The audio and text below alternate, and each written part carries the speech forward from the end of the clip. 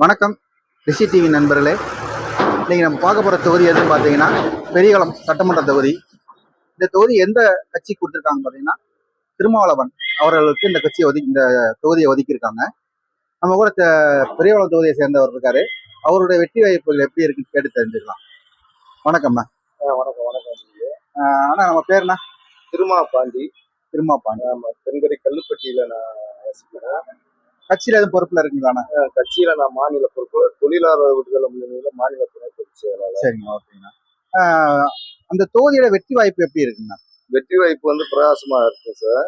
இது வந்து தனி தொகுதியா இருக்கிறதுனால ஆதிராவிடர் சமூகம் வந்து கிட்டத்தட்ட மக்கள் தொகையில வந்து ஒரு 70,000 நெருக்குவோம்.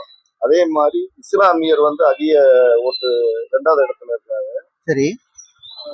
மாற்று திமுக, மாற்று விடுதலை சிறுத்தைகளை தவிர தேமுதிக, கம்யூனிஸ்ட் கட்சியில வந்து கணிசமான ஓட்டுகள் இருக்கு. சரி. அதனால இந்த தொகுதி வந்து ஒரு 30,000 ஓட்டுக்கு வித்தியாசத்துல எங்க வேட்பாளர் வந்து ஒரு வெற்றி பெறதுக்கான வாய்ப்பு இருக்கு.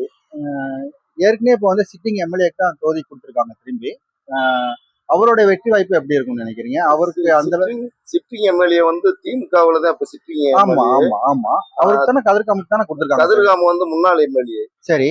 அதிமுகவுல இருந்து அமமுகவுக்கு வந்தாரு. ஓகே. இப்ப அமமுகவுல வந்து திமுக ஏடிஎம்கே அலையன்ஸ்ல கொடுத்துருக்காங்க. அவர் பேரு கதிர்காமு. ஆமா, அவருக்கு வந்து கூட்டணி பலமுல பிஜேபி அலையன்ஸ்ன்றதுனால இந்த தொகுதியில வந்து இஸ்லாமியர் அதிகமா வசிக்கிறாங்க. சரி. இஸ்லாமியர் ஓட்டு பிஜேபிக்கு எத்தனை சதவீதம் இருப்பாங்கண்ணா அவங்க? அவர் மக்கள் தொகை சதவீதம் அவ்வளவா தெரியல சார். மக்கள் தொகையில வந்து ஆதிராவிற்கு அடுத்து இஸ்லாமியர் இருக்காங்க. அப்புறம் மாற்று சமூகத்துல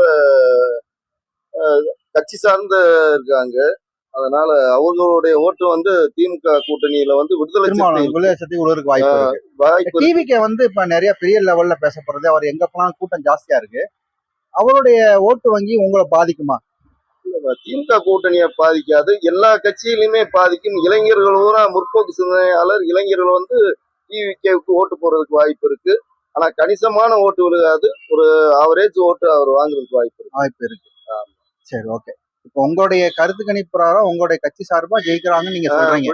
திமுக கூட்டணியில விடுதலை சிறுத்தை சார்பா நின்றதுனால எங்க விடுதலை சிறுத்தைக்கே பெரியகுளம் தொகுதியில கணிசமான ஓட்டு இல்ல. இது இப்பதான் ஃபர்ஸ்ட் தடவை நிக்கிறாங்களா, இல்ல இதுக்கு முன்னாடி விடுதலை சிறுத்தையில அந்த தொகுதியில நின்றுருக்காங்க? விடுதலை சிறுத்தையில முன்னாடி வந்து தனிச்சு நின்றுருக்காங்க. ஒரு எவ்வளவு ஓட்டு வாங்கினாங்க?